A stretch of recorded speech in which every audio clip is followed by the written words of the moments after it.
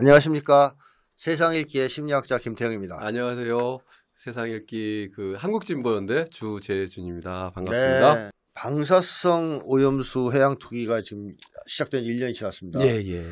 우리 또 이제 한동훈이가 이 주둥이가 좀 가볍지 않습니까? 예. 그래가지고 또 뭐라 했어요. 예, 괴담이다. 괴담이다. 1년이 지났는데 아무렇지도 않지 않냐. 사과해라. 예, 사과하고 또 역으로 뭐 일본산 수산물 더 늘고 있다. 안전한 걸 검증하는 거 아니냐. 네. 라는 얘기를 진짜 떠들었죠. 뚫린 입을 하고 진짜 막. 근데 저는 확실히 단언할 수 있는 것은 한동훈이는 절대 일본산 수산물을 안 먹을 겁니다. 겁이 많기 때문에. 맞습니다. 절대 안 먹을 겁니다. 예. 네. 자, 어쨌든 이렇게 한동훈이가 또 입이 뚫렸다고 중얼중얼 됐는데 괜찮은 겁니까? 괴담이에요? 아니죠. 네. 사실은 그게 왜 나오냐면 작년 8월 24일이 이제 방류를 했습니다. 일본에 방사능 오염수를 방류하기 시작했는데요. 지금까지 7차례에 거쳐서 한 번 할 때마다 7,800톤 정도. 그래서 55,000톤 정도를 지금 방류를 했습니다. 그런데 지금 한국 정부가 그리고 한국 언론이 일부러 잘 안 다루고 있어서 그렇지 끊임없이 문제가 발생하고 있습니다. 하고 있다. 예를 들어서 2023년 10월 달에 알프스 배관 청소하는 노동자들이 분출액에서 분출액에 의해서 사고를 당하셨습니다. 그리고 12월 11일 날 제1 원자력 발전소 후쿠시마 원료입니다. 폐로 작업하던 노동자들이 또 방사선에 노출되셨습니다. 또 사고를 입으셨고요. 이런 문제가 지금 계속 전달되고 있습니다. 그런데 12월 달에 그런 방사선 누출 사고가 있었는데 한국 정부는 대략 그거 어떤지 진상 조사를 한번 해보자. 왜 거기서 방사선을 누출이 됐어? 그럼 일상적으로 누출되는 거 아니야? 이런 의혹을 가질 수 있잖아요. 그렇습니다. 그런데 12월 12일자 한국 정부가 하는 것은요. 박구영 국무조정실 차장이 이렇게 나왔습니다. 안전하다. 또 일본 측을 옹호하거든요. 또 실드 쳐졌군요. 이거는 전체적인 상황을 볼 때 우리 국민의 건강과 안전에 영향이 없을 것으로 본다. 이런 얘기를 해요. 아니 11월 11일 날 사고가 났는데 12월 12일 날 찾아가 보지도 못하고 일본 말 믿고 이렇게 하는 게 이게 말이 됩니까? 이게 한국 정부입니까? 일본 정부입니까? 일본 정부죠. 이 사람들 절대 안 먹습니다. 제가 볼 때. 그렇죠. 말은 이렇게 해놓고. 근데 그 이후에 그 방사능 유출이 되고 있으면 바다에서의 오염도 계속 늘고 계속 있다고 봐야 되는 거 아닙니까? 2023년도에 방사성 검사를 했더니 세슘이 엄청나게 발견되고 있어요. 네네. 그래 그런 차례도 있더라고요. 이 종류별로 야생육에는 36%, 그리고 농산물에는 16%, 가공식품에는 4.4%, 축산물에는 1%, 그 다음에 수산물도 4% 이상이 나와요. 이렇게 많이 나온다는 것은 앞으로 여전히 세슘에서 굉장히 많이 누출되어 있고 이게 계속 흐르거든요. 그렇죠.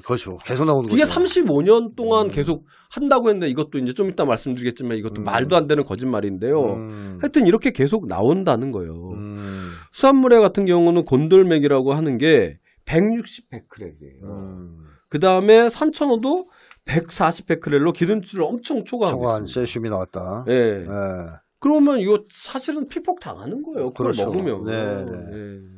이런 거면 어떻게 구에다가 한동훈을 줄 수는 없을까요? 한상 차림으로. 사실은 우리나라가 지금 돔 가격이 엄청 싸거든요. 돔이라고 하죠. 이게 아마 엄청나게 많은 게 지금 뭐 수산물 이력제가 없으니까요. 그러니까 뭐 이제 체크해지만 언제든지 그건 바꿔치기 할 수 있거든요. 그러니까 그런 것들이 다수가 일본산일 거다. 그럴 수 있죠. 우리나라는 돔을 그렇게 싼 값으로 들어올 수가 없어요. 그렇군요. 자, 이 외에도 방사성 오염수 관련 사고가 더 있을 것 같고요. 계속 있어 왔습니다. 올해도 5.5톤 방사능 오염수 유출됐고요. 그 다음에 얼마 전에 8월 9일에도 25톤이 건물 내 누수가 있었고 계속 끊임없이 이런 얘기들 계속 있는데 우리나라 이거 다루지 않거든요. NHK 고도방송만 하더라도 이 비정상적으로 이게 누출됐는데 어떻게 누출됐는지 확인할 길이 없다. 이런 얘기를 해요. 예. 원인을 밝히지 못하는 거죠. 원인을 밝히지 못하면 어떻게 되겠어요? 이후에 또 그렇죠. 그런 일이 있을 수 있다는 얘기입니다. 그런데 안전하다고요? 안전하다고요? 자, 이렇게 보면 한동훈이가 이제 떠든 거대로 안전하다면 뭐 눈치 빠른 나라들은 수산물 수입을 재개했을 거 아닙니까? 일본산. 그렇죠. 근데 과연 그렇습니까? 예, 과연 그렇죠. 사실은 그 전에 일본 내에서도 일본의 전국 어업협동조합 연합회 이쪽은 이제 작년에도 끊임없이 반대 입장을 냈는데요. 네. 올해 3월에도 이렇게 계속 누출되고 알 수 없는 원인에 의해서 사고가 발생되니까 해양 방출에 반대하는 의견은 조금 더 변함이 없다. 이렇게 얘기해요. 전국의 어업민의 불안은 증가하고 있다. 이렇게 얘기해요.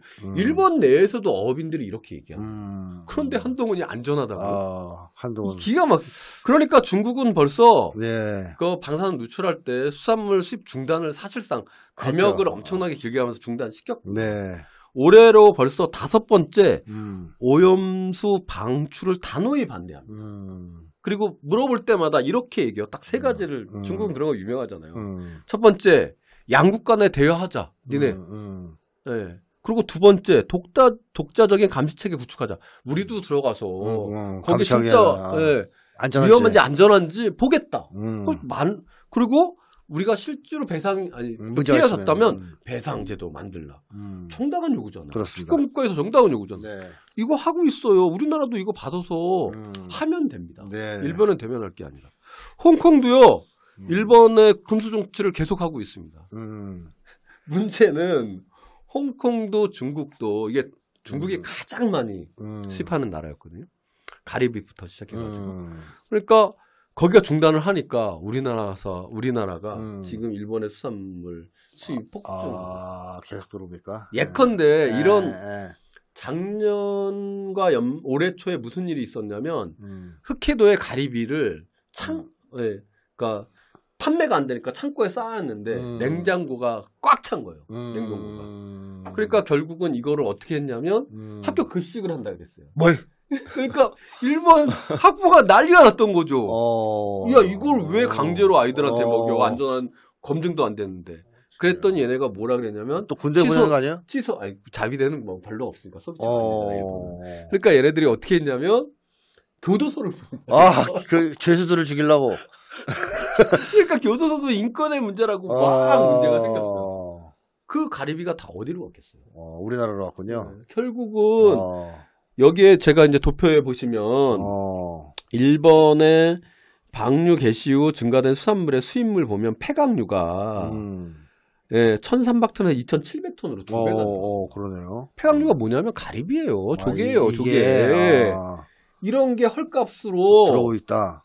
지금 다 한국으로 돌아오고 있다는 거. 이거를 어떻게 안전하다고 할 수 있습니까?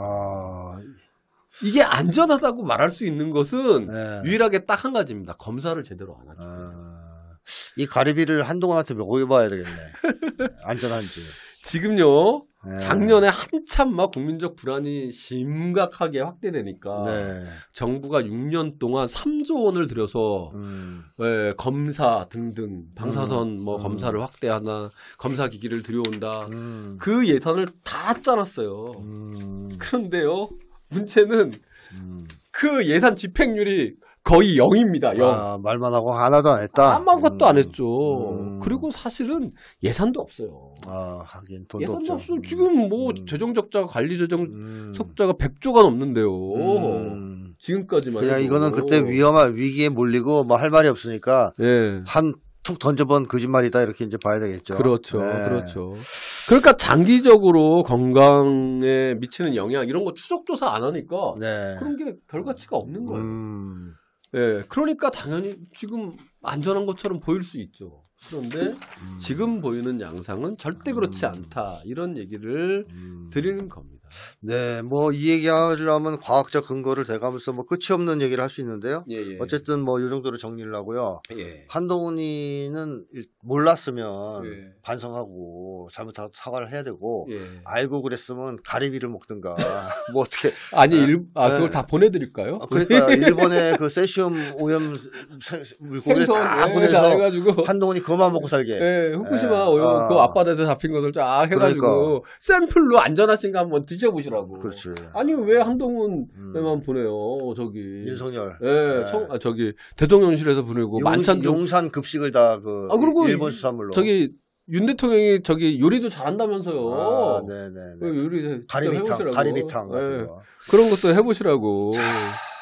이것은 어떻게 보면 한동훈이가 의도를 했는지 의도를 했지 않았는지는 모르지만 윤석열의 친일 쿠데타 여기에 동조하는 행위밖에 안 됩니다. 그렇죠. 아까도 말씀드렸지만 결국은 한일 간의 민감한 외교 문제 다 일본 위주기로 해결하고 그러다 보니까 그런 거거든. 그런데 이게 먹는 문제는 생각보다 굉장히 심각합니다. 그렇습니다. 여론조사 어저께 나온 이제 오늘 따끈따끈한 거 갖고 왔는데 해양 투기를 반대하는 게요 여전히 75%가 넘어요. 그러니까요. 국민들이 그러다가 이 문제가 사실은 저는 저게 뭐 일본에서는 35년 만에 이거를 폐로하겠다고 하는데요. 지금 폐로 못 하고 있고요. 880톤의 고선량의 그 오염물질이 있어요. 그걸 1g도 못 없애고 있어요.